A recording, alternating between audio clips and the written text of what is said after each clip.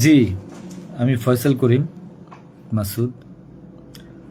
আহ, বিগত 12ই ডিসেম্বর ওসমান হাদির নামে যে ব্যক্তির হত্যা মামলার আসামি আমাকে করা হয়েছে।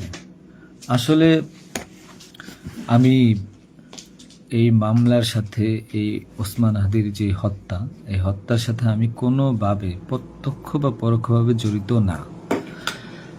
এটা পুরোটাই একটা মিথ্যা বানোয়াট একটা নিউজ, বা যেটাই বলেন আসামি আমাকে করা হয়েছে। করার পিছনে বেশ কিছু কারণ আছে, কারণ আমি তার প্রচারণে ছিলাম। আমি তার অফিস বলেন, আড্ডাখানা বলেন, যেটাই বলেন, আমি সেখানে ছিলাম। সেখানে থাকার পিছনে মূল কারণটা হলো, আপনারা জানেন যে আমি অ্যাপেল সফট আইটি নামে একটা প্রতিষ্ঠানের মালিক। বিগত 10-12 বছর ধরে এই প্রতিষ্ঠান আমি চালাচ্ছি। এই প্রতিষ্ঠান থেকে আমি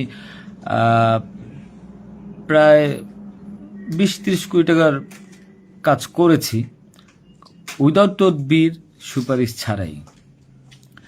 কারণ আমি ব্যাটল অফ 71-এর প্রতিষ্ঠাতা। ব্যাটল অফ 71-এর মতো একটি গেম বানিয়ে আমি বাংলাদেশে জাতীয় পুরস্কারও পেয়েছি। আমি সফটওয়্যার ইঞ্জিনিয়ার, আমি এমবিএও করেছি। এখন কথা হচ্ছে সেটা না, কথা হচ্ছে যে আমি সেখানে কেন গেলাম। সরকার পতনের পর আমার ব্যবসা প্রতিষ্ঠানে অনেক লস হয়, যেখানে আমি ঋণগ্রস্ত হয়ে যাই। তো আমি কিছু কাজ, নতুন কাজ, আইটির কাজ জমা দিয়েছি। তো আমি তাদেরকে জমা দেওয়ার পর আমি দেখলাম যে তদবির সুপারিশ এখন দরকার হবে, কারণ যেহেতু আমার ব্যক্তিগত প্রোফাইলে এখন কোনো কাজ হচ্ছে না। তো আমি ওসমান হাদির ওখানে যাই, তার সাথে কথা বলি। বলার পর সে আমাকে আশ্বস্ত করে বলে যে সে আমাকে কাজ পাইয়ে দিবে। এই বাবদ সে 5 লাখ টাকাও চায়। আমি 5 লাখ টাকা দিই তাকে। নগদ চেয়েছিলাম, নগদই দিয়ে দিয়েছি। দেওয়ার পর সে আমাকে বললো, ভাই আপনি অ্যাজ এ ডোনার হিসাবে আপনি আমার যেই প্রোগ্রামগুলো হয় নির্বাচনী প্রচারণা, একটা অফিস দিয়েন, বা প্রচারণের মাঝে মধ্যে একটু ছেলে পেলেরে হাদিয়ে দিয়েন। তো সে হাদিয়েই বলে আসলে বেসিক্যালি। তো আমি এরপরে শুক্রবার আমাকে আসতে বলে, আমি প্রথম শুক্রবার তার সাথে যাই, প্রচারণা করি। সেই সুবাদে আমি আমার 2টা ছোট ভাই নিয়ে গিয়েছিলাম, যারা এলাকার লোকাল। তো এখন তাদেরকে হয়তো আসামি করা হচ্ছে, আমি জানি না। তারা কিছুই জানে না, যেমন আমি জানি না, তারাও জানে না। তো তারপর তাকে আমি 5,000 টাকা দিই। তার সাথে যে ছেলেটা আছে জাবের, তাকে জিজ্ঞাসা করলে জানতে পারবেন, সবার সামনে আমি দিয়েছি, এবং হাদিয়া হিসেবে সে খুব হাসি মুখে এটা গ্রহণ করেছিল। তারপর ওই দিনের খাওয়া দাওয়া শেষ, প্রোগ্রাম শেষ, আমরা চলে আসি। এরপর আমি আমার ব্যক্তিগত কাজে, নানা কাজে ব্যস্ত ছিলাম। হাদি একদিন ফোন দিয়ে আমাকে বলে, ভাই 16ই ডিসেম্বর আসছে, আপনার সাথে কিছু কথা আছে, আপনি আসেন। তার হোয়াটসঅ্যাপ মেসেজটা চেক করে দেখলে জানতে পারবেন। আমি কিন্তু তার নেক্সট শুক্রবার দিন, মানে আমি বৃহস্পতিবার দিন আমি কিন্তু যাইনি। সে আমাকে ফোন দিয়ে নিয়েছিল যে আপনি আসেন, এসে আপনি দেখেন যে আপনার সাথে কিছু কথা আছে, আপনার কাজটার বিষয়ে কিছু কিছু কথা আছে, আর আমাদের 16ই ডিসেম্বর প্রোগ্রামে আপনি একটু হেল্প লাগবে। তো আমি যাই।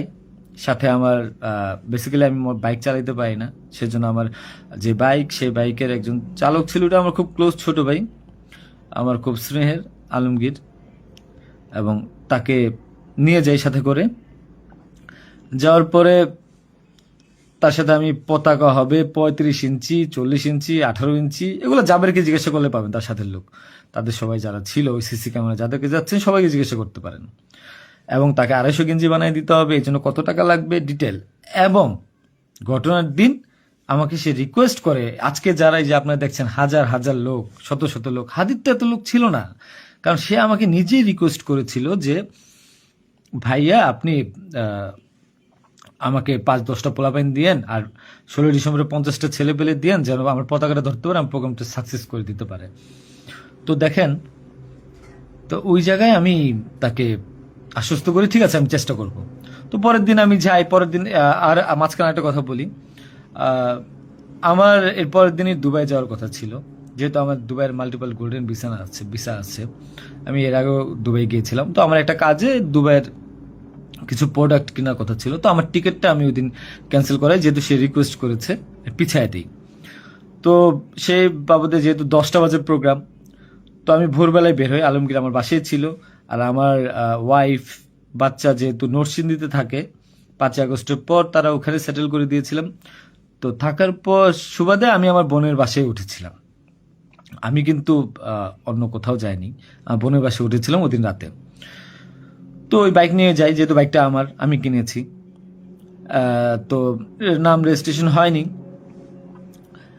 তো আলমগীর বাইকটা চালায়, আমাকে নিয়ে যায়। তো ভোরবেলা আমরা একটা উবার ডেকে আমরা একটা রিসোর্টে যাই, এটাও সত্য। ওই রিসোর্টে যে মেয়েটা ছিল, ওই মেয়েটা বেসিক্যালি আলমগীরের গার্লফ্রেন্ড। কারণ আলমগীর আমি দুবাই চলে যাওয়ার পর সে যেহেতু এলাকায় থাকতে পারছিল না, তার একটু বাইরে থাকতে হবে। তো মেয়েটা তার কাছে একটা হেল্প চায় বাসা ভাড়ার জন্য।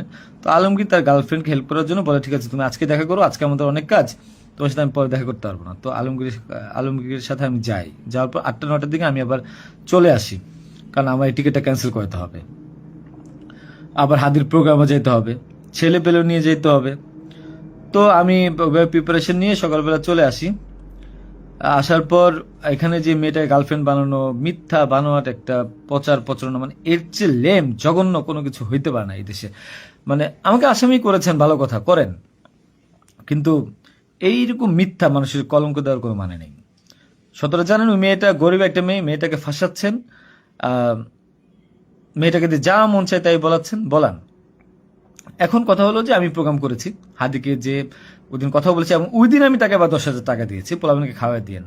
আমি আমার বাইক নিয়ে যাই, কে বা কারা এই হত্যাকাণ্ড ঘটেছে আমি জানি না। আমি 10 মিনিট আগে তার কাছ থেকে বিদায় নিয়ে চলে আসি। আসার পর আমি বাসায় আসি, যেহেতু আমি যাব দুবাই, আমি টিকিট ক্যান্সেল করেছি। আপনারা দুবাইয়ের টিকিটগুলো দেখতে পারেন। আমি একটু দেখাই একটা জিনিস আপনাদেরকে। এই যে দেখেন আমার দুবাইয়ের মাল্টিপল ভিসা। 1 মিনিট।